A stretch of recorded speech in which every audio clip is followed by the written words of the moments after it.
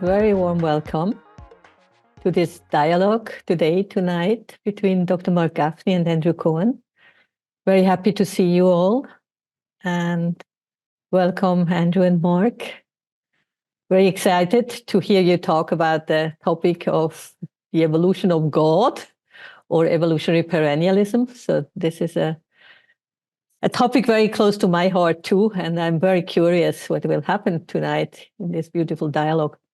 And before I hand over to Marc to start the dialogue, I would like to give you a little bit of an overview how we do these calls normally. So Andrew and Marc will have a dialogue for a time, and then they will open up for questions, and you will be able to write your question in the chat box of the Zoom window that you find at the bottom of Zoom. Most of you, I'm sure, know how this works. And then either myself or Krista will read the questions out loud, and then Marc and Andrew will respond to them. And I think that's already everything I had to say, and I'm very happy to hand over to you, Marc. So first of all, it's great to be here, and thank you everyone for coming. And I really could not be more thrilled to be here. And generally, I begin by commenting on Andrew's shirt, which has been our general kind of comment, and he never disappoints. He always has a great shirt. I'm always slightly jealous, and then I have to go to kind of like a couple of weeks of therapy for kind of shirt jealousy. That's a great shirt, and it's good to see you, my friend. Oh, we can't hear you. You're muted, Andrew. You have to unmute yourself, please. I said, thank you. Nice to see you, sir. He always, by the way, everybody, he always avoids kind of responding to my shirt comment. He's consistent, and he's just like, it's very cool, but he likes that I like his shirt. I'm just saying he won't share that with you. He might not even crack a smile, but he does. Okay. It's great to be together. It's great to be together. And I'm going to begin. Andrew and I generally switch who's going to begin. So I'm going to begin this time. And this is either our last or second to last dialogue. I'm not sure which one, but it's around there. We're kind of finishing this. We're towards the conclusion of this dialogue series. And I just want to say before we start, now I'm going to be very, attentive to detail here. I'm going to pay attention. It's 11:08. So I'm just going to say a minute about just, just how important I think this series has been, right? And I don't use the word important lightly. It's been enjoyable. It's been deep. It's been delightful. Andrew and I have, at least for every dialogue, at least talked at least once before. So there's been another set of kind of conversations that come with it. Daniela, Krista, it's been, it's just greatly delightful to be with you and held by you and in the whole space. And just so it's been a really important space. I actually looked last night, about 1,500 people all in all have participated in the dialogues over the last, couple of years, right? So it's great. It's just been a beautiful process. And I think there's been real deepening. We're not going to turn this into kind of a formal, restructured, workbook, but we will at least share a kind of set of oral essays with people. So you'll have this kind of sense, these kind of, at some point. And it's been just a really, really important dive. And as Andrew said to me on a few days ago when we were talking, we both feel co-responsible. Well, that's not the word you used, brother, but, we feel co-responsible in a very deep way, right? A kind of omni-responsibility for the sake of the whole to put these understandings in the world. Right? Absolutely, very much so. Very much so. Right, very right. This is not a casual conversation. There's both an urgency to the conversation. There's an ecstasy, but there's also a holy desperation, if I can use that word, right? We're at a desperate moment in time in which we're both filled with the immense beauty and gorgeousness of reality. And we're also filled, Andrew, with the desperation of this moment, in so many ways. And we have this great abiding trust, confidence, right, in the larger goodness of reality.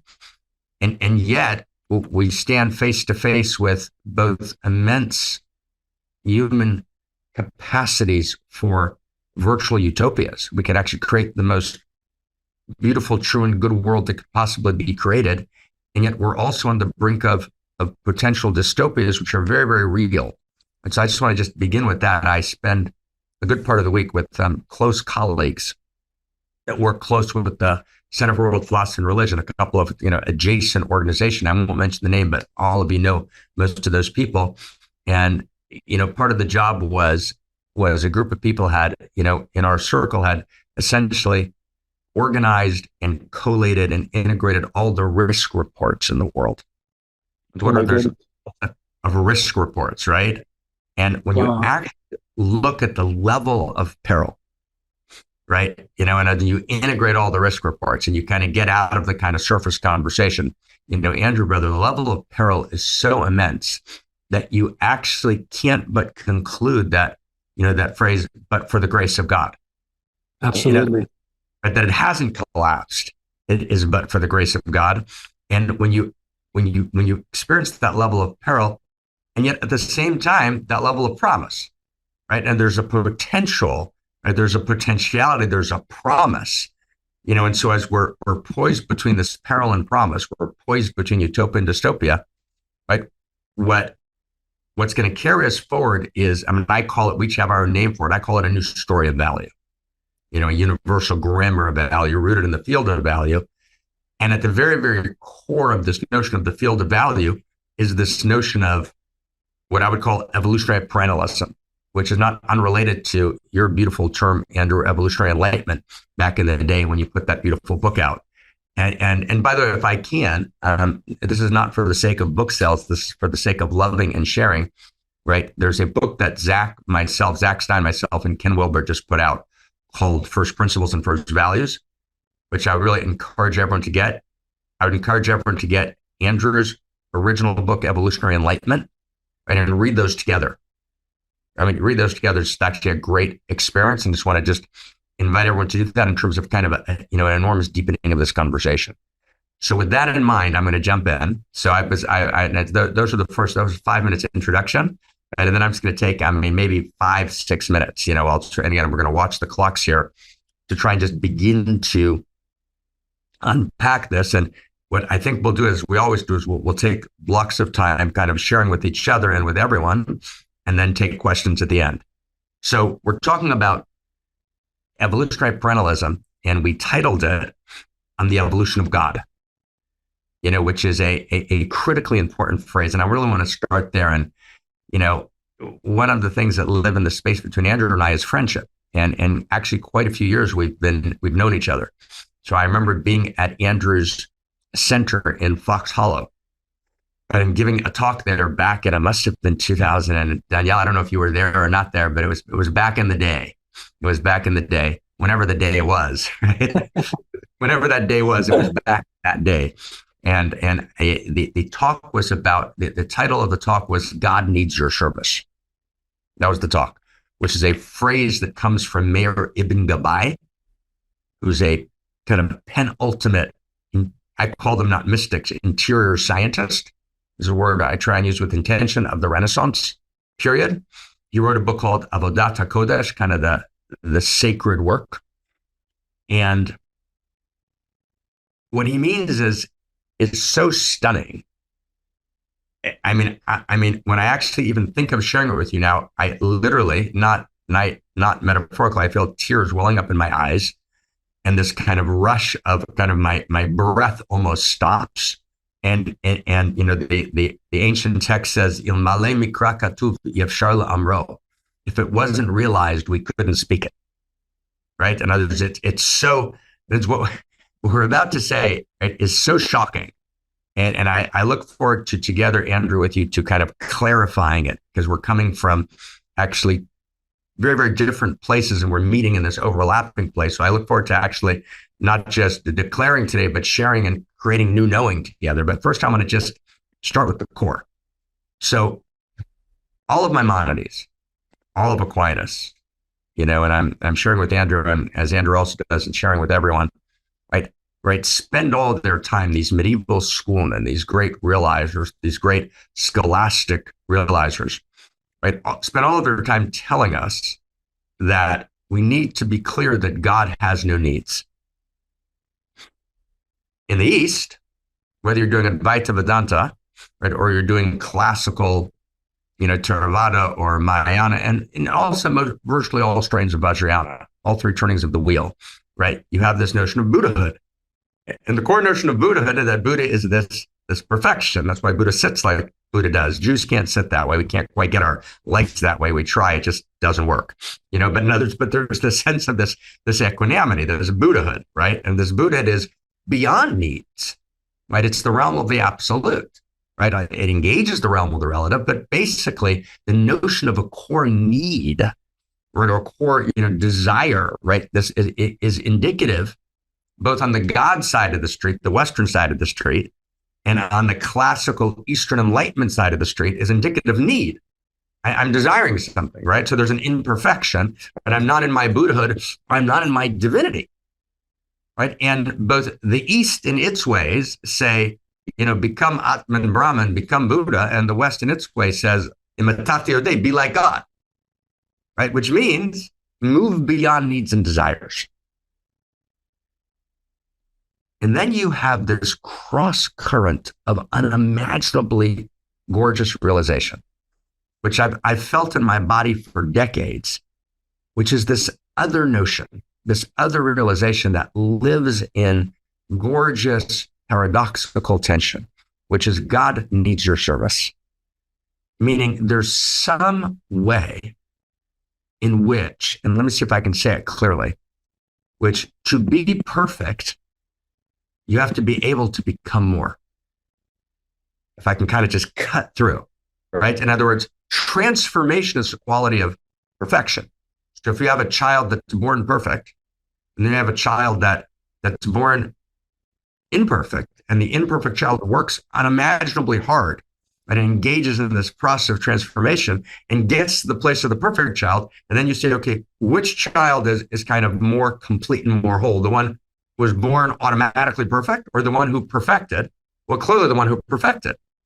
So this realization at the core of the lineage is that if divinity or Buddhahood, however you want to tell that story, is perfection, it must contain the quality of becoming more perfect, of transforming. Otherwise, it would be imperfect. It's a paradoxical, it's a very deep realization. It's a very deep realization.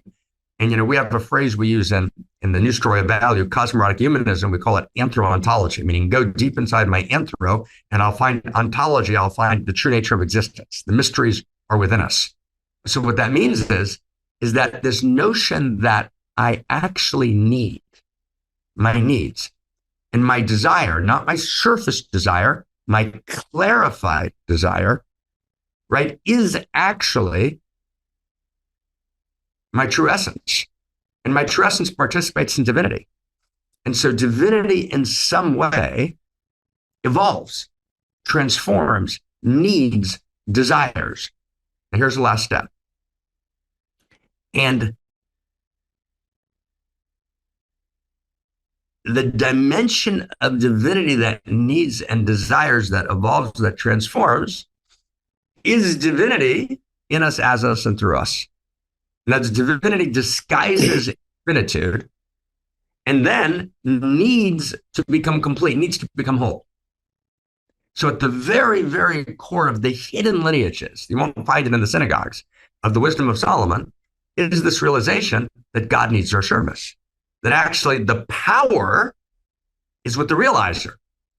And God loves us so madly much, or infinity desires finitude so madly much, or infinity needs finitude so madly much, that infinity, or what we would call in the language of cosmologic humanism, the infinite intimate, God, the infinite intimate, desires our service and becomes whole through our service, meaning, last sentence, right? She, he, it, divinity, the Godhead, the infinite intimate, loves us so much that she's willing to make herself dependent on us giving her power, she's willing to, in some sense, as it were, kiviyachal, we say, in the language, kiviyachal, as it were, limit her power and actually evolve through us. So she steps back, tzimtzum, she withdraws, but she's, of course, always there in the withdrawal, paradoxically. And she turns to us and says, make me more whole, make me complete, evolve me, right? I'm turning to you and saying, I love you so much that I'm making you responsible for my evolution. And that we actually, as human beings, our ultimate dignity, last sentence, is that we participate in the evolution of God.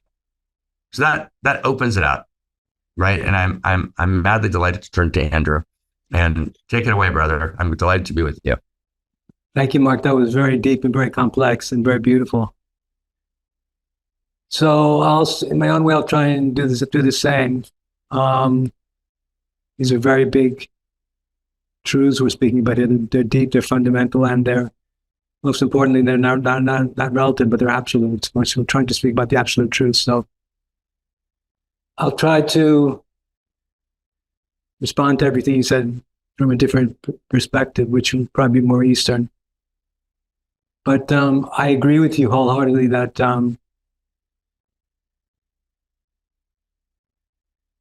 God wants us to participate, and realizing that becomes a source of liberation when we awaken to have the evolutionary impulse or to evolutionary enlightenment. So to start at the beginning, before the universe was created, you could say God, which I define as the sum totality of everything that exists and everything that does not exist, is an absolute principle. So I'm defining this absolute principle as the sum totality of everything that exists and everything that does not exist. And I think we could all agree that that includes everything.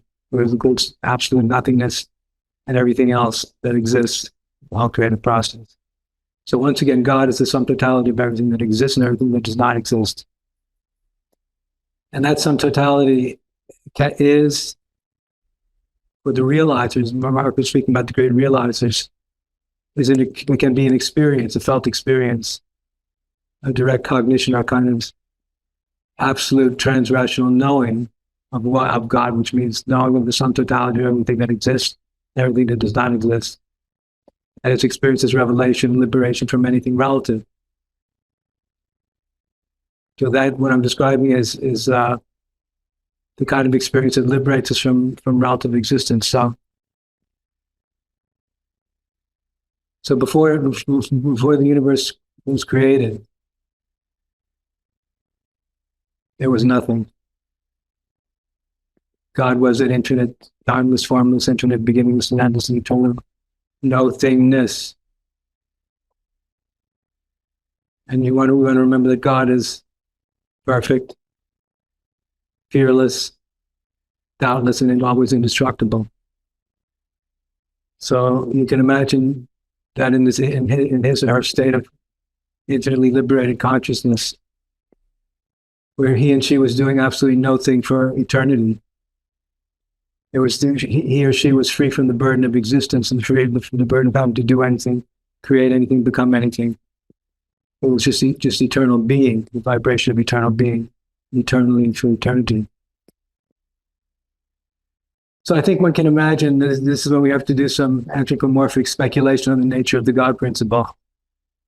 So understand that I'm giving myself license to speculate from an anthropomorphic perspective, because since I'm a human, that's the only perspective I can imagine from. So I'm doing that consciously. I'm taking that leap, knowing that it's going to give me a perspective that's narrow and that's going to be limited to my human capacities. So therefore, it's going to be inherently relative and partial. Right? It's the best I can do being human. So try and imagine what it would be like to have been doing you're resting in eternal being for eternity, which basically means in human terms you've been doing nothing forever. You can imagine that you might begin to wonder what it would be like to do something if you've been doing nothing forever. So I think that at a certain point the thought arose in your no mind, I wonder what it would be like to do something. And why would God have these kinds of thoughts? Because why not? why wouldn't God think these thoughts? Because God's infinite and perfect and fearless and doubtless. So imagine these thoughts begin to arise. What would we like to do something? Because I've been doing nothing forever, and it would be the rising of the inner curiosity, a kind of way, and the curiosity would build up over countless billions of eons of no time as a desire. Marx talks about desire. It would build up as an evolutionary tension that became pregnant with desire and curiosity, what it would be like to become something that exists as in manifest form, because God up until that point has been existing in his or her unmanifest infinitude. So this curiosity would build up and become an evolutionary tension that would build up and build up and build up and build up and build up and build up. As I said, over countless billions of eons of no time until there was an unimaginable cosmic release. And that cosmic release was a leap from nothing to something, from being to becoming, from unmanifest to manifest, from non-existence to existence. And that, of course, is when the universe or the multiverse was created, came into being. So in this perspective I'm trying to share, God, and after this leap has been taken, God goes from his or her unmanifest form to becomes manifest. So now God is both the unmanifest and the manifest, the uncreated and the created. And I think it's a very profound contemplation of the nature of the absolute principle, of the God principle, and it is both being and becoming. God is both being and becoming. And the experience of God as being is the experience of peace. Because before anything ever happened, there was only peace, because nothing had gone wrong yet. Before anything ever happened, nothing can go wrong. So the experience of God as being is peace. It's unimaginable, because it's peace. It's a peace that exists prior to the thought to do anything at all. And of course, we know that in the Eastern Dharma, we awaken to the ground. It's what's called the ground of being, or what Eckhart Tolle calls the ground of being, through practices like meditation, things like Papa's encourage us to transcend the mind and transcend time. When we transcend the mind and transcend time, we discover this infinite depth and space of unimaginable being. It was only peace. But God is not only peace, God is also experienced as this creative process that's in a process of becoming. The creative process is in a state of becoming. That's what's very interesting. This is what Marc was speaking about. And the new info, or the new information for truth seekers, or has been for a while now, even though very few people actually really understand this, I believe, is that, oh my goodness,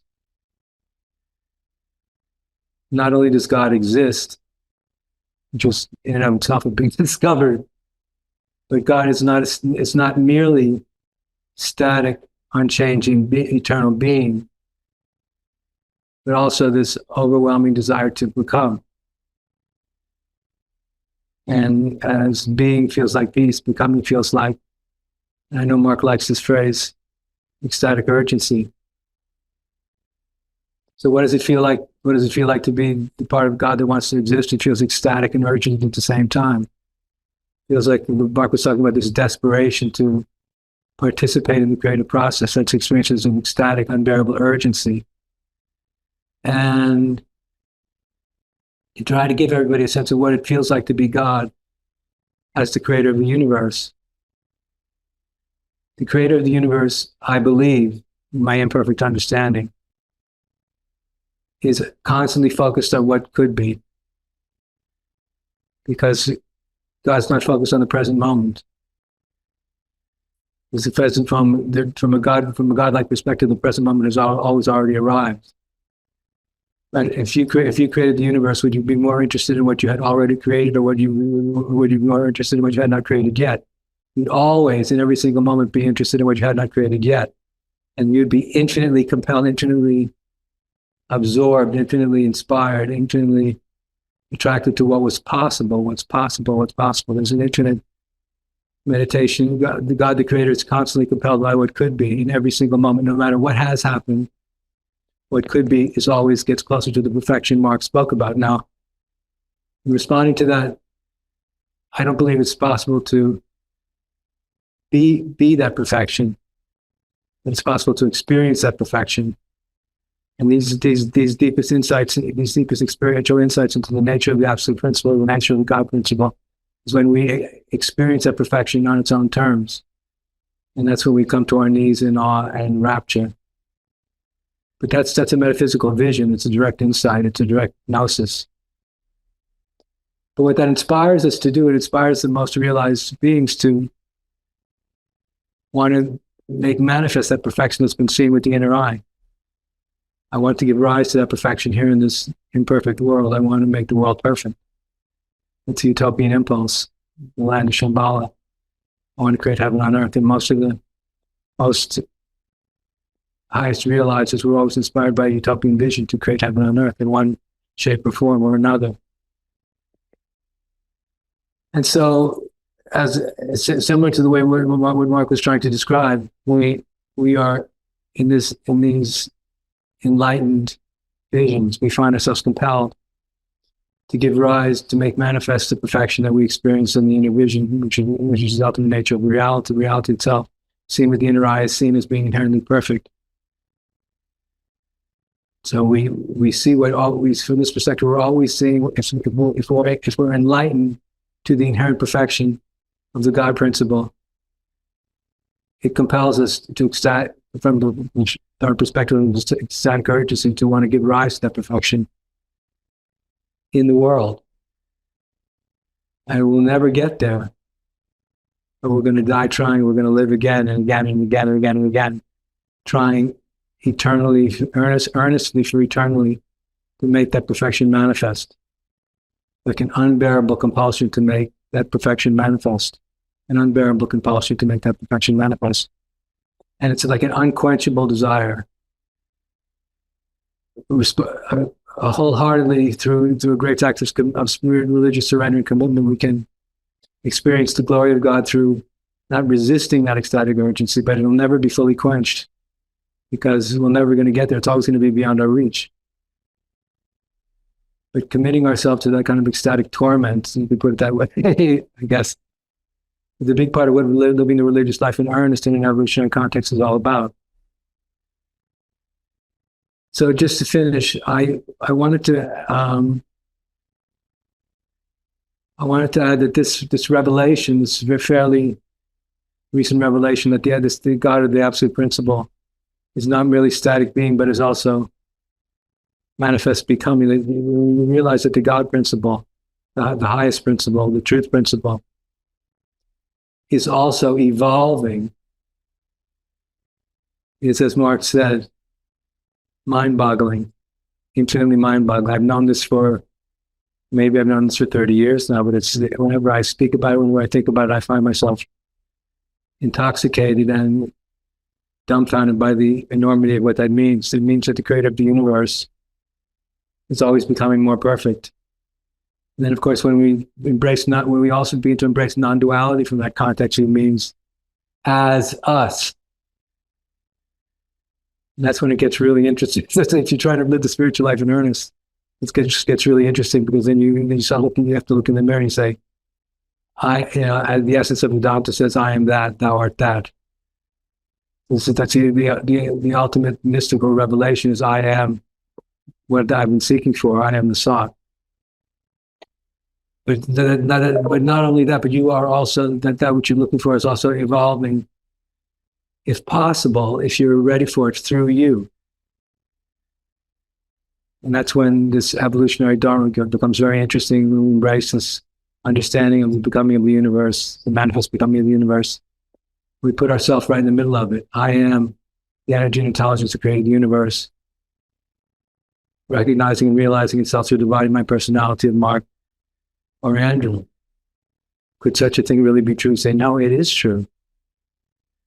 The evolutionary impulse is awakening to itself through this body, mind, and personality right now. And the choices Andrew makes, and the choices Marc makes, and the actions Marc makes, and the actions Andrew makes are expressions of that divine principle on good days, on our best days. God is expressing him herself through us, as us, and because of us. And then finally, when you realize from the perspective of non-duality that God does not exist outside you and outside me, that we are it, if you can handle that, it's kind of spiritually unbearable, but can you handle it to know that you really are it? That God does not exist outside you, that God does not exist anywhere else other than in your own true heart, that you are it, and therefore it's up to you, including the meta-crisis situation that Marc was speaking about at the very beginning here. In the end, from a metaphysical perspective, it's completely in our hands. No matter what happens in the world, no matter what right or wrong choices anybody else makes, it's still ultimately up to us from a metaphysical point of view. So then the enormity of what it means to exist in this body, mind, and personality in this form, and to embrace the metaphysical and evolutionary implications of that are just profound beyond measure. And that's what I think this new Dharma that Marc and I have been speaking about is all about. So, thank you. Beautiful. Beautiful. Thank you. That was, deep, profound, and beautiful and important. And I hope everyone noticed that Andrew and I were talking about the exact same thing, but in somewhat different languages that create a larger whole, right? And in a very beautiful and in a very important way. So it's a rare moment. And, in this moment, let's see if we can we'll each build one more step, right? And it took, 17, 18 minutes to lay that out, because it really takes about 17,000 hours, 17,000 years, to lay that out. So let me see if I can just kind of speak into that, brother, and, kind of further clarify for the sake of sheep, right? In other words, what we're doing here is we're having a conversation, but not a conversation in the casual sense, right? Reality is a series of conversations. That's what reality is. And in other words, we live in what I would call a conversational cosmos. In the conversational cosmos, reality emerges through the clarifying conversation. By Daber, God speaks, and Logos emerges. The word for Messiah is Mashiach. Mashiach, Messiah, which is the consciousness of a possible utopia, of a world that works for everyone, of a world that we've responded to and transformed suffering. The word Mashiach, Siach, is conversation. So it means that's what we're having. That's what we're doing. Right. That's what we're doing. Right. We're in that conversation. We're right here. We're doing that conversation. We're trying to, if I can use a word from some of the lineages, we're bringing something down. Right. And as we're trying to articulate something, we're trying to, to articulate, it's to bring it down. Let's bring this Torah down. Let's bring this Dharma down so that it's available. And once you bring it down, and in some sense, Andrew and I have, both kind of dedicated our lives to bringing some version of this Torah down so that it exists in the world, right? And that it can actually, it can. And the reason it's so critical, it's not critical from a kind of merely scholastic metaphysical perspective. It's critical in responding to suffering. And I want to try and kind of begin from there. So the source of suffering in the world, right, the core of suffering, its overwhelming majority is human beings are acting out, is that human beings are not realizing transformation. Human beings are defaulting, right, to an experience in which they meet, in which we meet some version of the emptiness.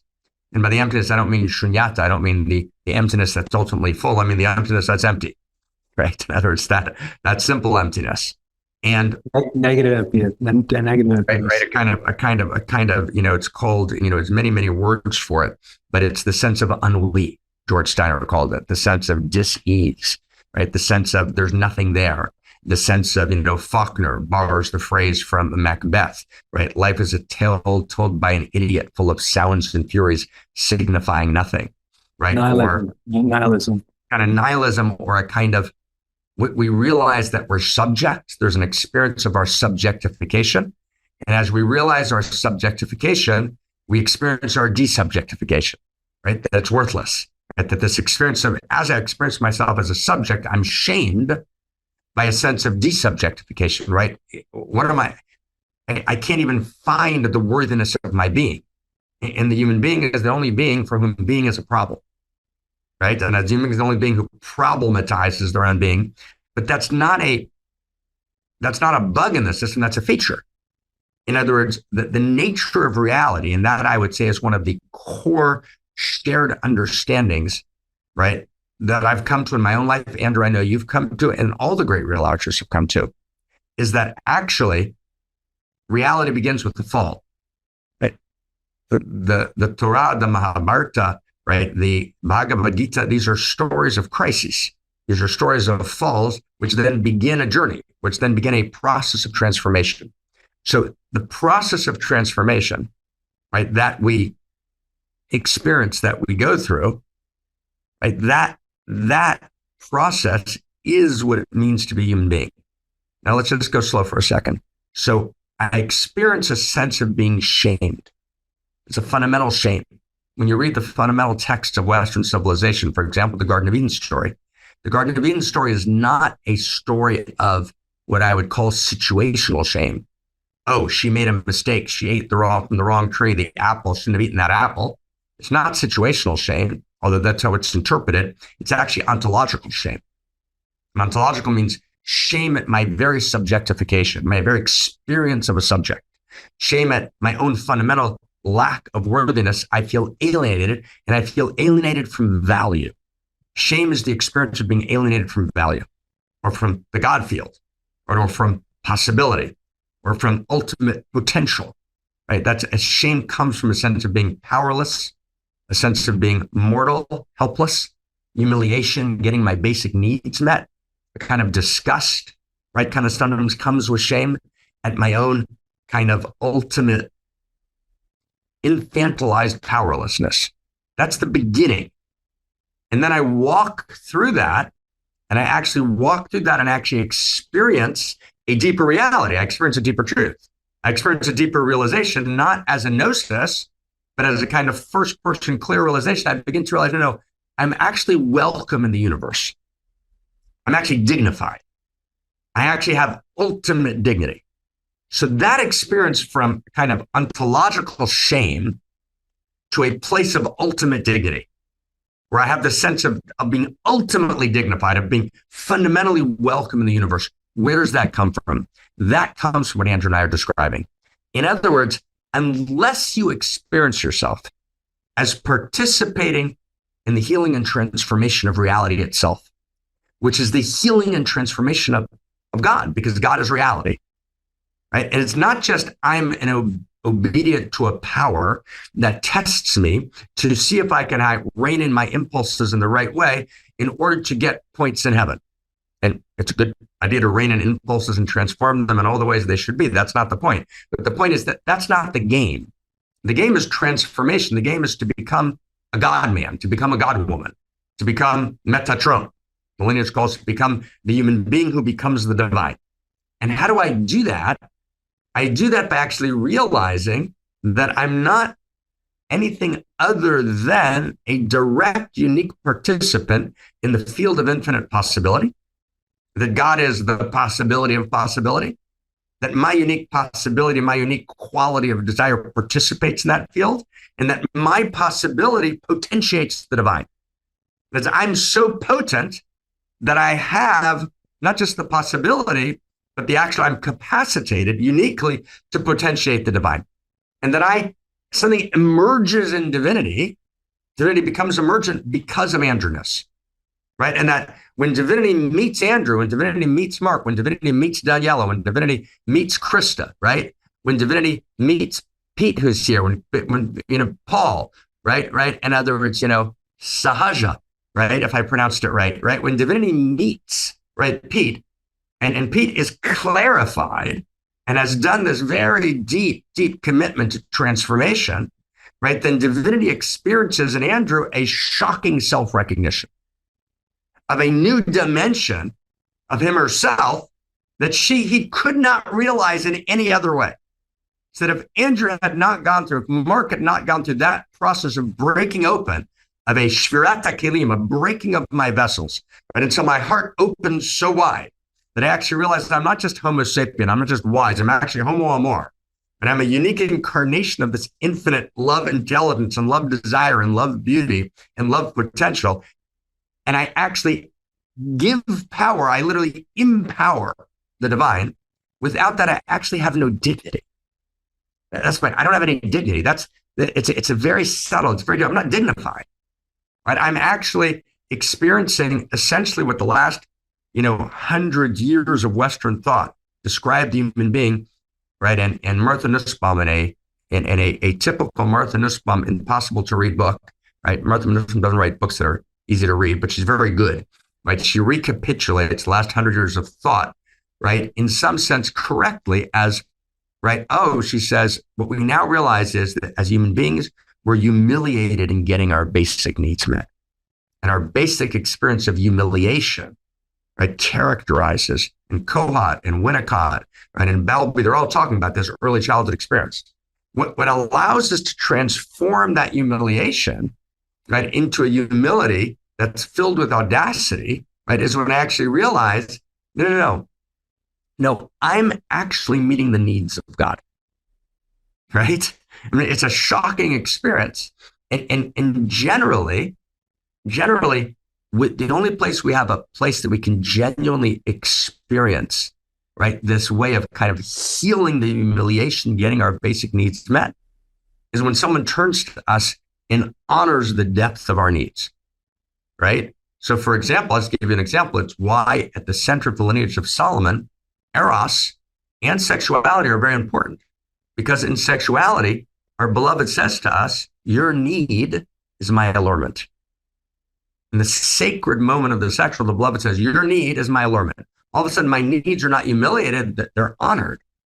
But actually, as we always say, there's 12 billion years of Eros before sex. It's not about the sexual, it's about the erotic. And in the erotic field, we realize, right, that actually, someone is turning to us, a beloved is turning to us and saying, your need is my allurement. So the realization of the evolution of God as that God turns to us and says, I need you. And we turn back to the divine and we say, your need is my allurement. And that is the Song of Solomon. That's the Song of Solomon, which is a series of outrageous love notes, which is characterized by the Talmud as sanctum sanctorum, the ultimate canonical text of Western civilization, out of which was born all of Western mysticism, the account of the chariot and everything that shaped the Renaissance and Luria, and this notion of human dignity is that I can meet your need, God. I have the capacity to meet your need. Right? And experience, if we can just for a second, right, Andrew, like experience, brother, right, when we experience, no one needs us. If we can just go for a moment, imagine I'm living in the world and no one needs me. It's a shocking hollowness, right? And then experience the converse. I just got a call from the president of the United States. Pick your president, Trump, Obama, Biden. Let's not go there. Pick your president or prime minister of France, wherever you want to go, right? You get a call.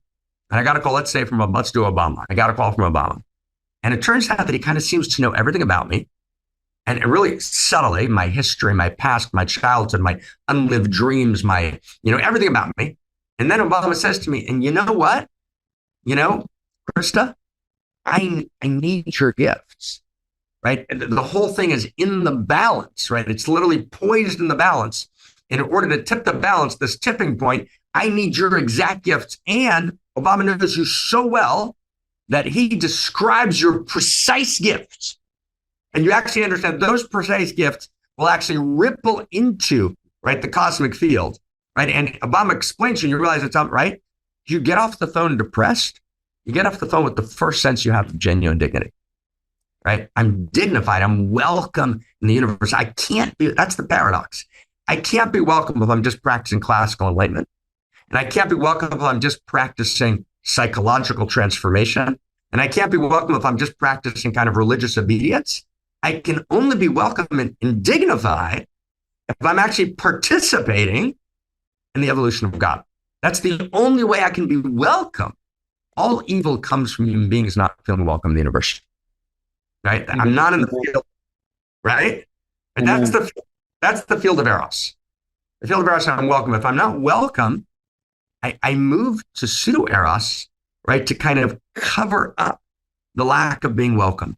So maybe just one last thing, and then we'll turn maybe, Andrew, if you're up for doing the last round, then we can. I think around 12 we'll open to questions. But I want to go to this desire thing that you raised, which I thought was so important.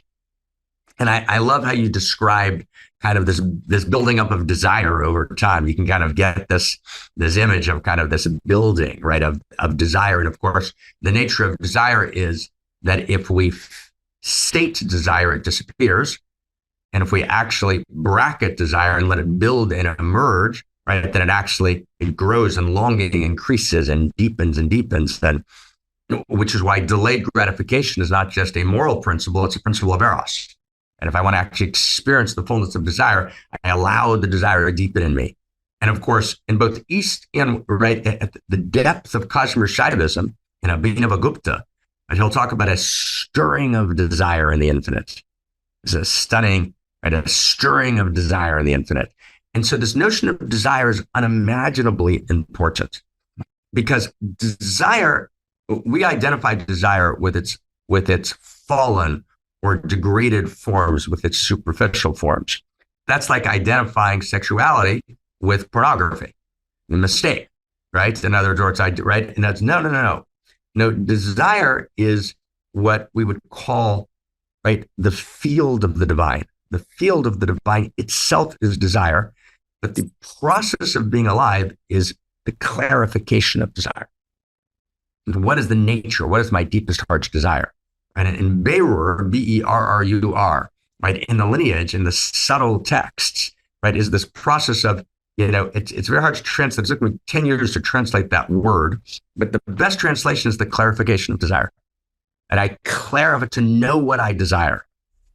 And in the end, I have two desires that are integrally one, that they're inseparable from each other. One is I have a desire for power.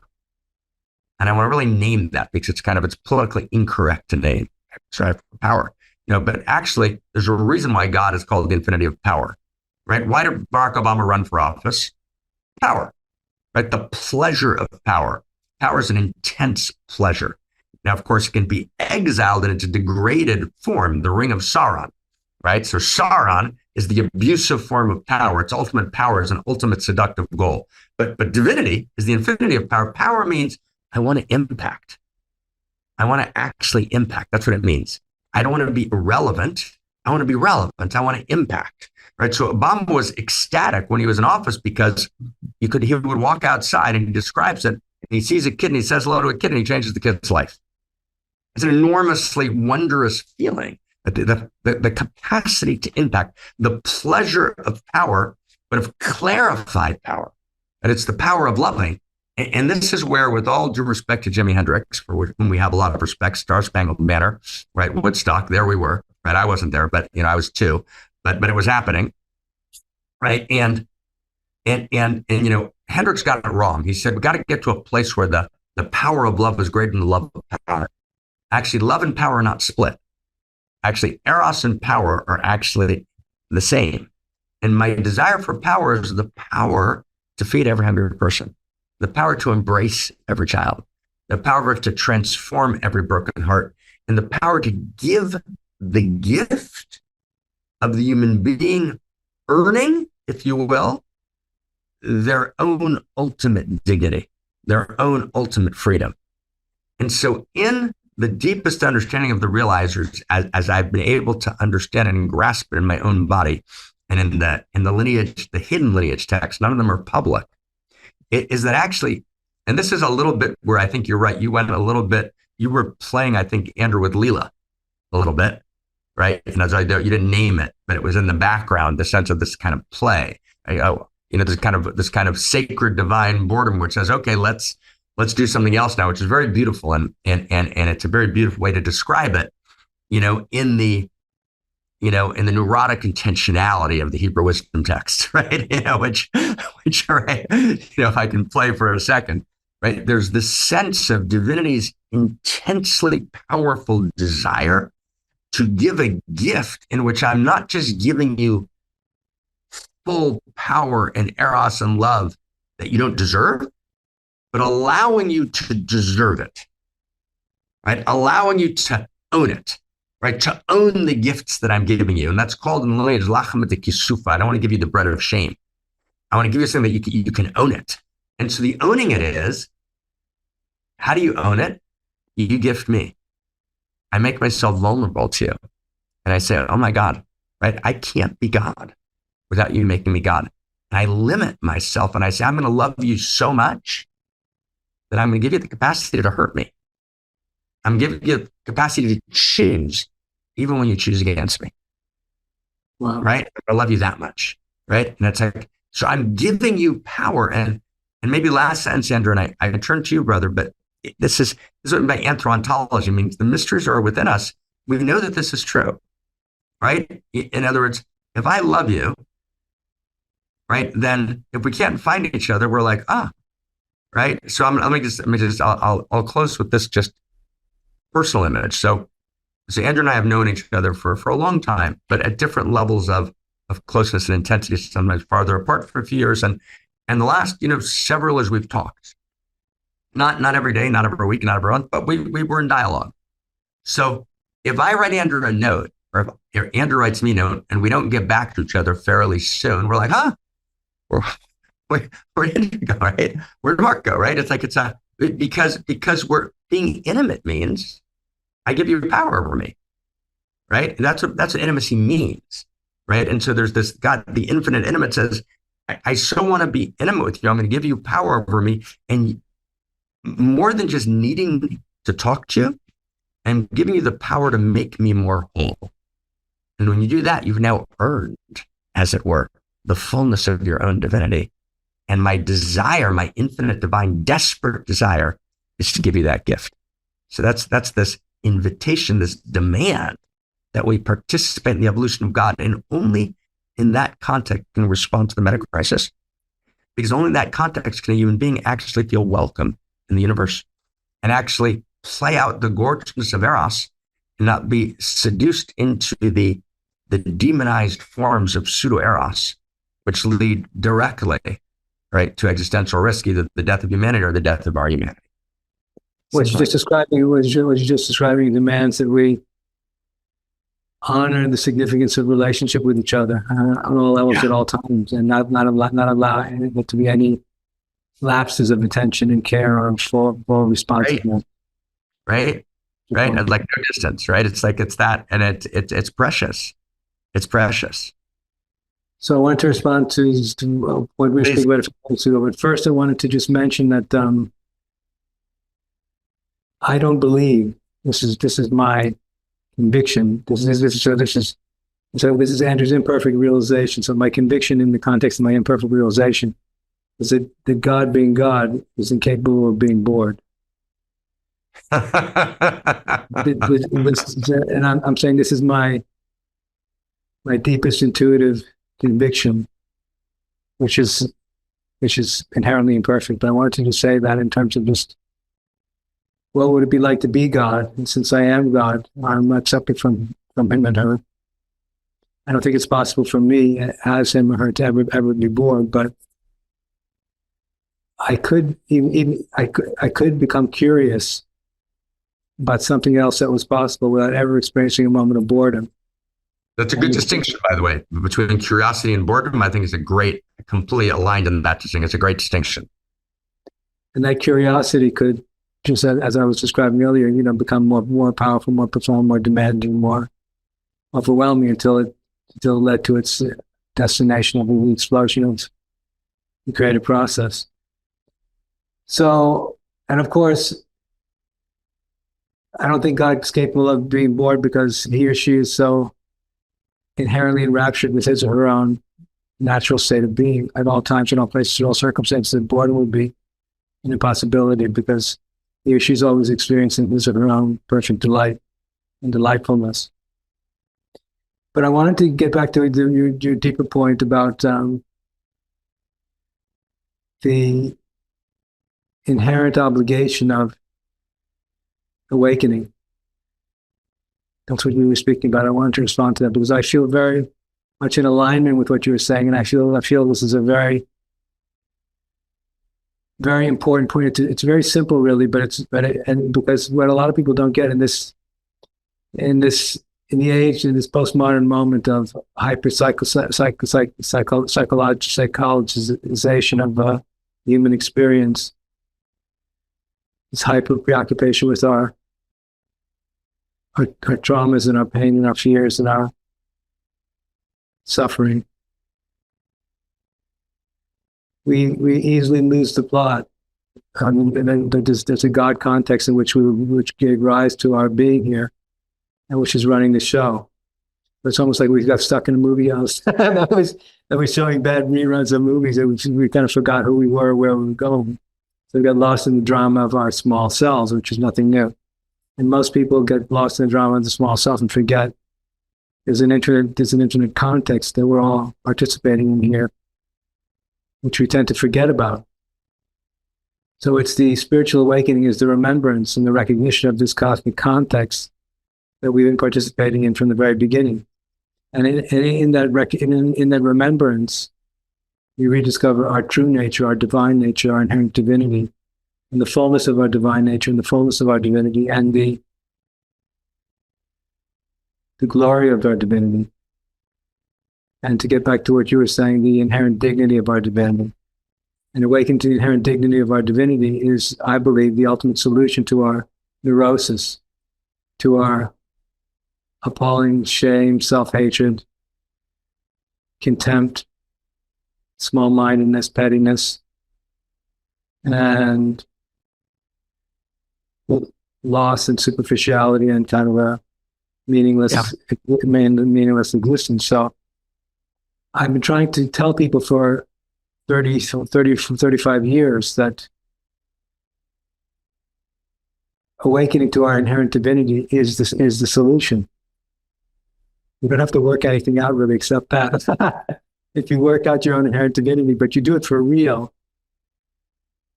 you are so much of your guilt and your shame and your self-hatred and your unresolved emotional issues will find a resolution in being able to embrace the fullness of the inherent divinity which you're experiencing yourself.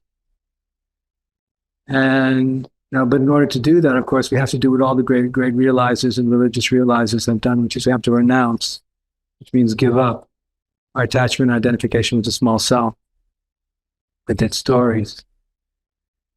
And that's the problem. And I've seen a lot of people awaken to their own inherent divinity and realize their own inherent dignity. And suddenly sit up, suddenly without being told, suddenly sit up straight. And have a twinkle in their eye, and there's a fearlessness and an exuberance, and a huge yes begins to vibrate and permeate their whole being.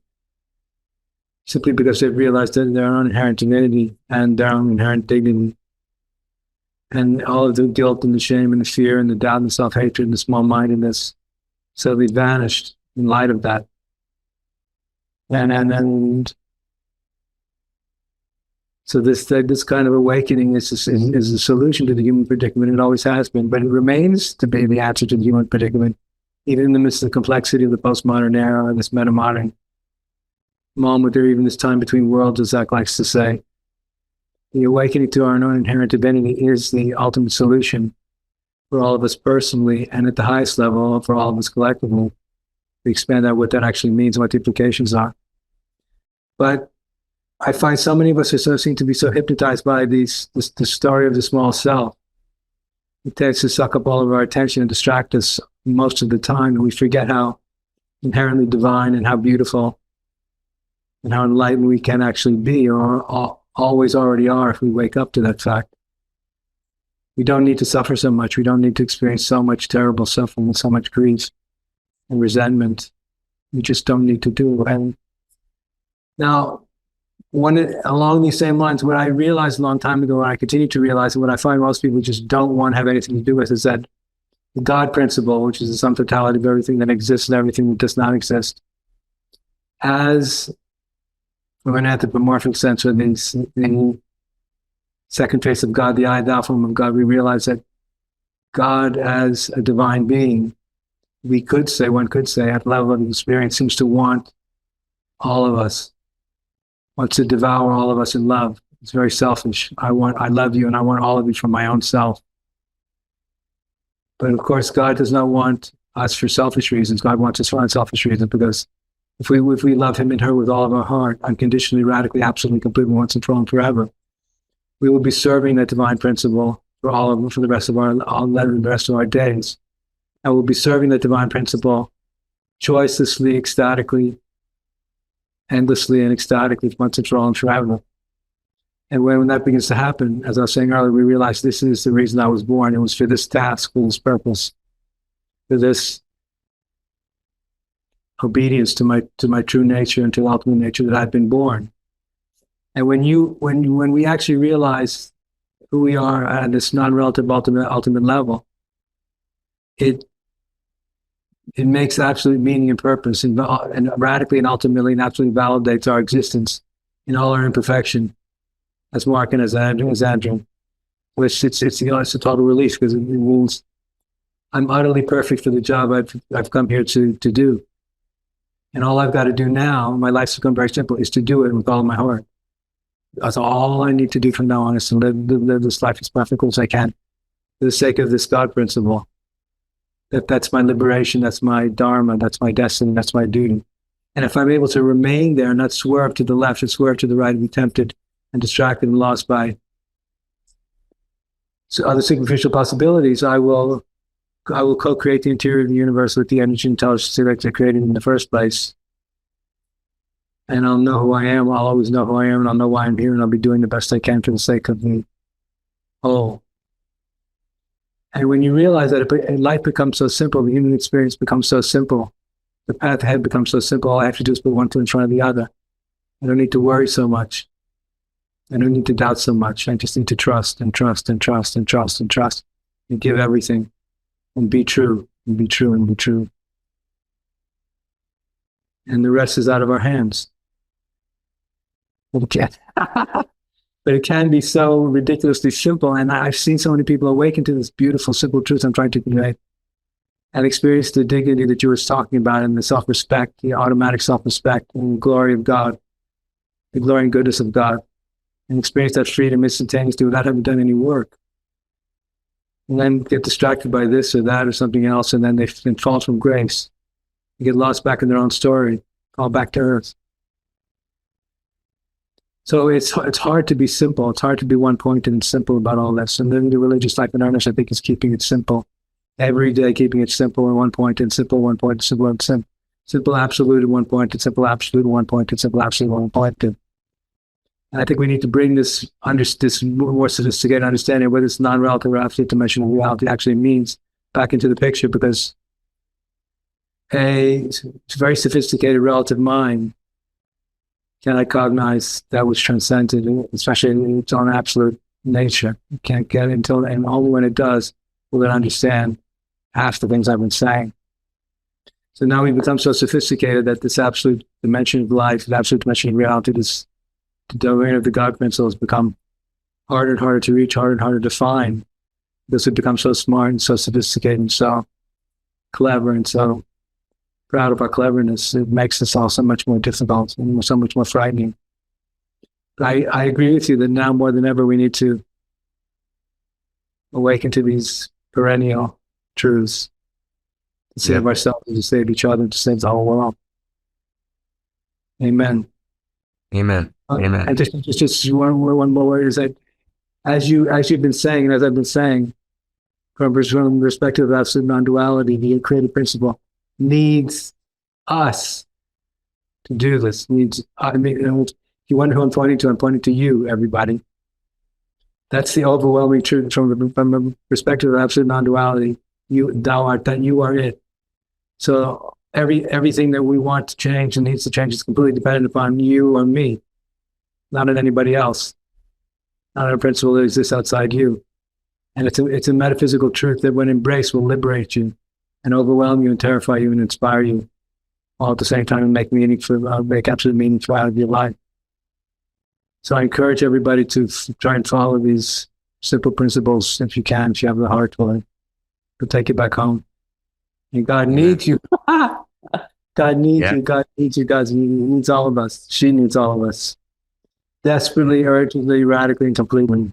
Once and for all and forever. Amen. Amen. Amen. Oh, beautiful. Beautiful, beautiful.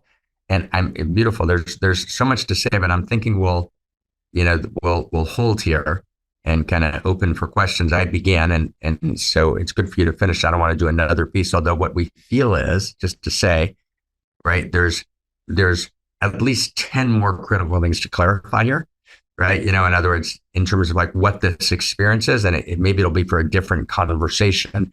It's how do I experience my story? How do I experience my small self? How do I experience the love of God, right? This is one of the places where we cast and tell the story in complementary but different ways that are important. But let's hold here. This was wonderful and important. I just want to note that we really focused on the evolution of God. We didn't focus on evolutionary perennialism. We kind of got through with the first kind of third.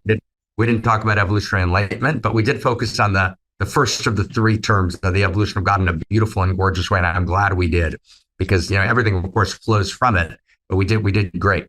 So I'm thinking it's 12:12, right? And and I'm hoping that maybe a couple of the questions, if there are questions, will allow us to maybe kind of elucidate or kind of clarify some of the things that are so critical to clarify here. And again, if we can't, we live inside of a story, but it's a true story, a story of value. And we're trying to just clarify the plot lines of the story here, right? So that we actually know what it means to be a divine actor in this story, right? In this way, and the only way that there's ultimate dignity.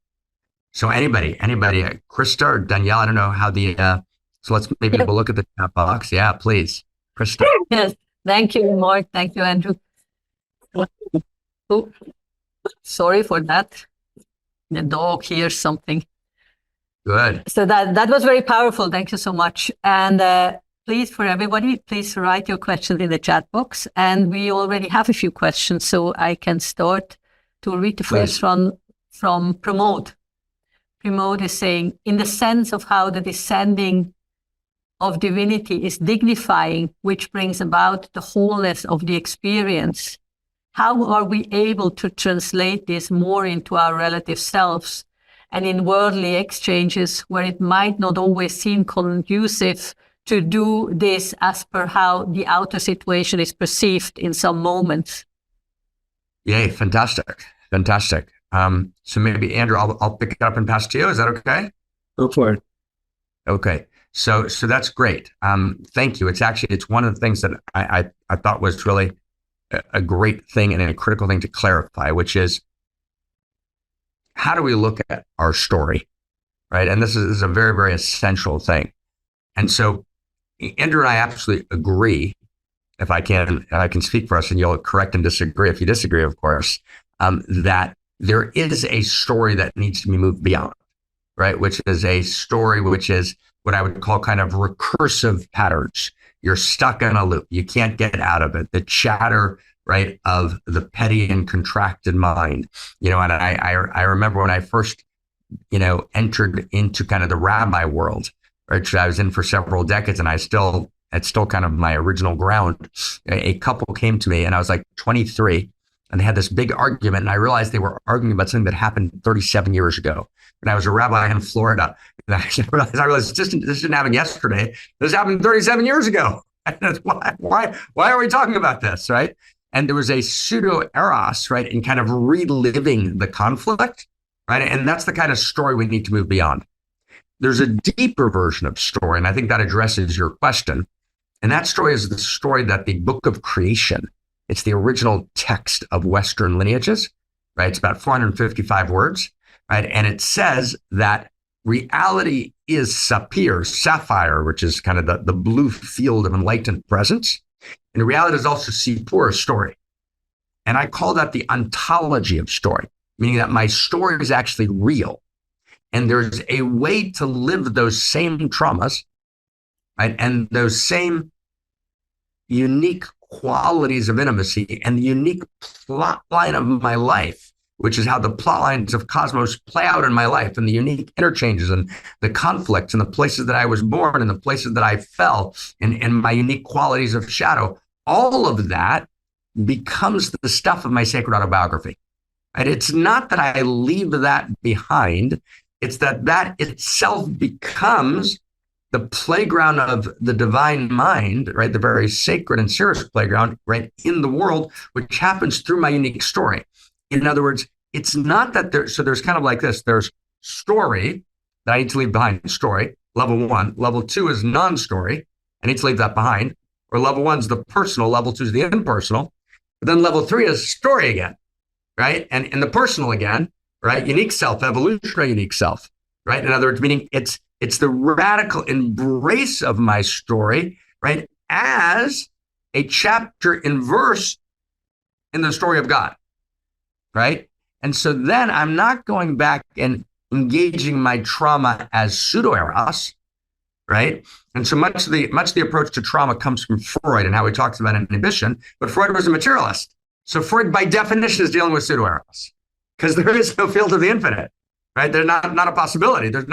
I'm not a discretion of the infinite intimate into the unique qualities of intimacy of my life, that if I work out and transform those and evolve those intimacies, I've evolved God.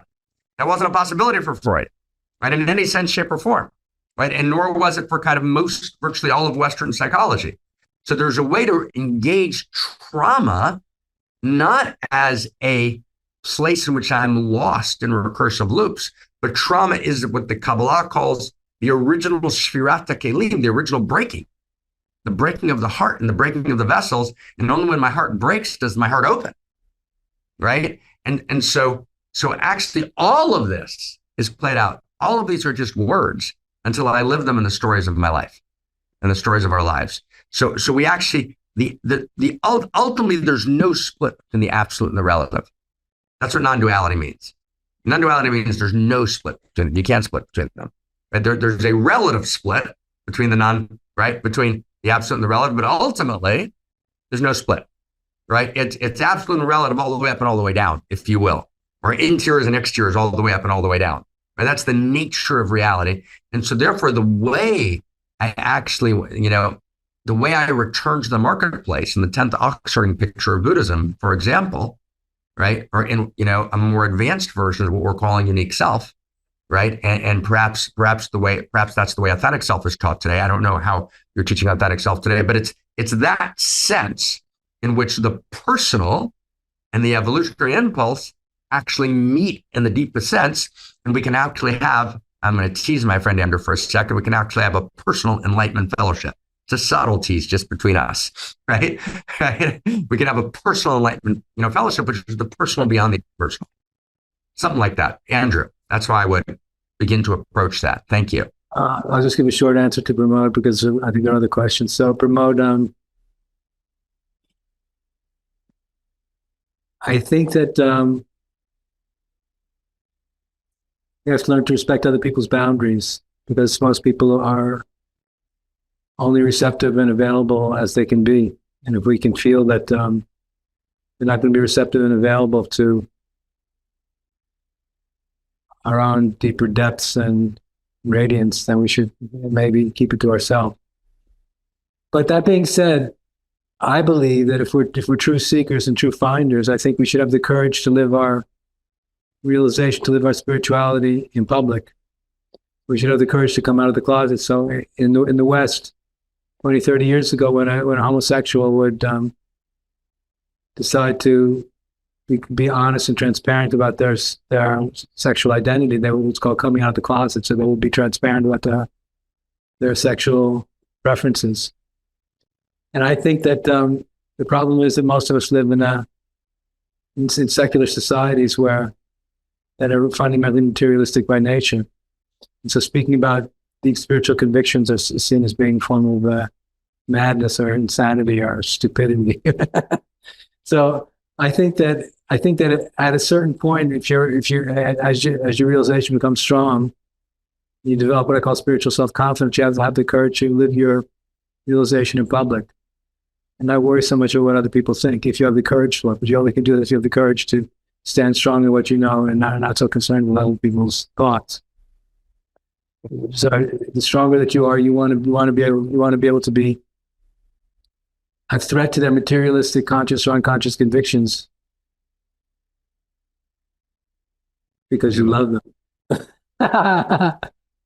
But you have to know how to handle this and have to handle these things and kind of hit the nail right on the head and be very accurate and appropriate in the way we behave, which takes a long time to learn. I'm still learning these things. Gorgeous. Yeah.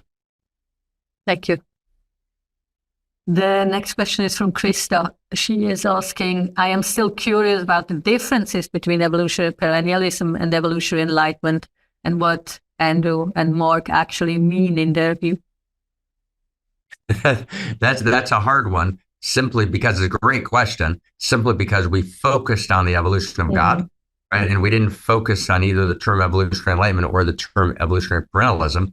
But it's 12:21. Maybe I'll say, a 2-minute summation of evolutionary perennialism, and maybe Andrew will give us an allusion, 90-second allusion to evolutionary perennialism, and a 90-second allusion you can't summarize to evolutionary enlightenment. So we'll just actually see them for a second, if that's helpful, right? So evolutionary perennialism, in a word, right, is the perennial philosophy, right, was this great attempt of modernity to say that there are universal shared truths. Right? That has been massively attacked by the academy. But the assumption of the kind of intelligentsia, that's simply not true. That's actually an illusion. And that actually, if you actually get the particularity of history, right, and you get the sense that they're not shared truths, there's socially constructed truths, and they're by definition not universal. And these perennial truths, for example, about emptiness, right, that there's the shared sense of, right, emptiness meaning shunyata, meaning enlightenment, even those, right, people like Jeffrey Kripal will point out, were so radically different in every different culture, right, and they meant such different things that any notion of trying to kind of describe them as universals is basically silly and absurd, because the notion of historical context and evolution destroys them. Right? There's not absolute shared truths. Right? There's not an absolute shared truth called love. Love is constantly evolving, and love means one thing 2,000 years ago, it means another thing now. And you call them both love, but that's nonsense. So perennialism on 2 of those counts, and we don't have time now, but on 6 other counts, perennialism got destroyed. Right? And what we're saying is that actually you can respond to each one of those critiques, but at the core of the response, let's just respond to one of them, which I mentioned, the split between eternal perennial truths and evolving truths. So in a word, what we say is that the eternal Tao is the evolving Tao, in a sense. That there's a Tao, there's a ground, and in that ground is both eternity and evolution. That eternity is not everlasting time, it's that which is beneath time. That which is beneath time is the ground for that which evolves. And so evolutionary perennialism means we're actually saying the perennialists in modernity got something right. They shouldn't have been dismissed. We can actually reclaim the perennial tradition. We can trace it actually all the way back and all the way forward, right, in time, and find early proto-perennialists. We can respond, right, to the critiques of modernity and post-modernity, which are in part true, respond powerfully, and articulate a new vision of a shared universal grammar of value, evolutionary perennialism, in a word. That was 2.5 minutes, and whatever time Andrew needs, take, please. But that was just because we made that promise. So, Krista, I appreciate you bringing it up. That's in a word, right? A sense of it. Fair? I have no idea how to respond to the question. Well, can you give Andrew give Krista and anyone else just an allusion to, like I just gave an allusion, the fragrance of it. I agree with everything you just said. Right. I think Marc is pointing to a description, Andrew, of 90 seconds of evolutionary enlightenment in comparison to what Marc just said.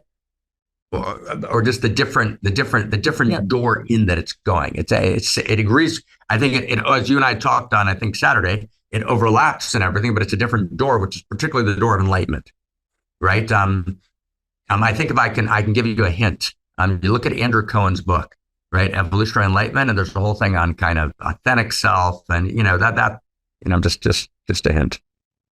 I literally don't know how to respond. I think we're more together than.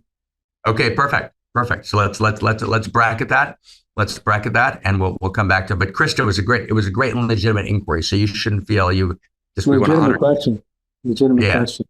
Yeah, No, legitimate. I was just curious how they differ, or what you would mean by evolutionary enlightenment, Andrew. I don't know that term, so. Right. So, Okay, I can explain what evolutionary enlightenment means because in the traditional Please. Eastern Enlightenment, the grounded being, which Mark was just speaking about, which is the eternal void that exists prior to time, before space. There's only this empty ground, or the ground of being, and it's a perennial depth dimension that is eternal, and it exists eternally for eternity, and it is unknowable by the mind, and because it's a state, and it's a no place that exists prior to time, prior to mind, prior to any kind of existence of any kind.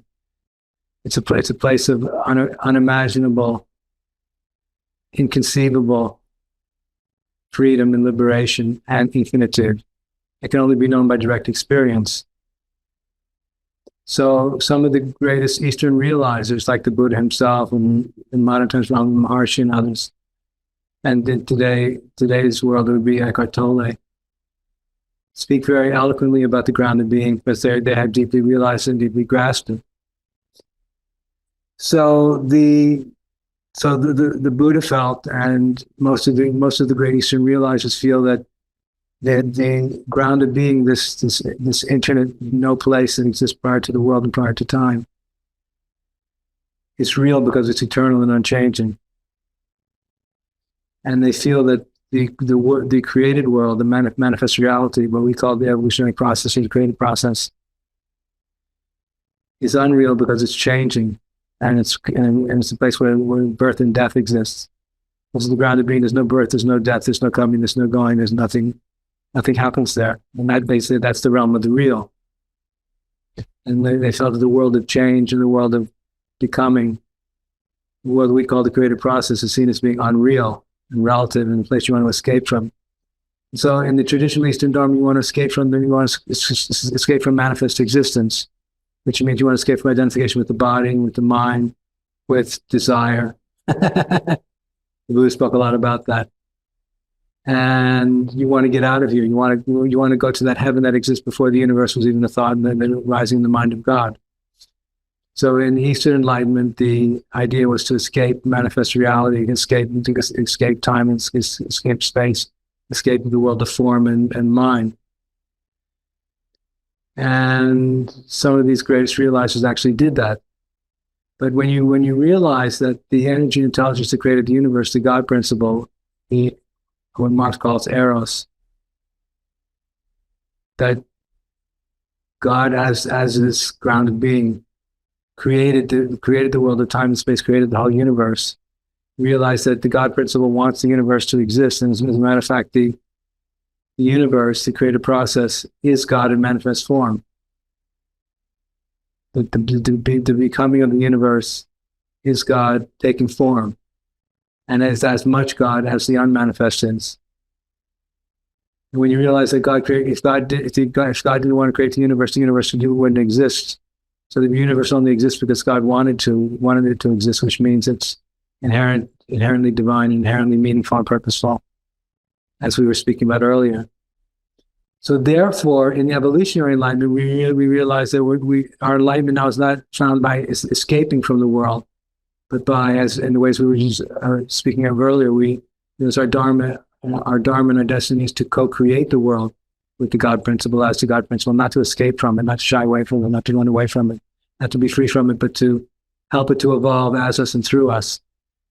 So it's a different interpretation of the meaning and significance of enlightenment and spiritual realization, which transcends but includes the grounded being. The grounded being is the foundation of the totality of all reality, at all times and all places of all circumstances.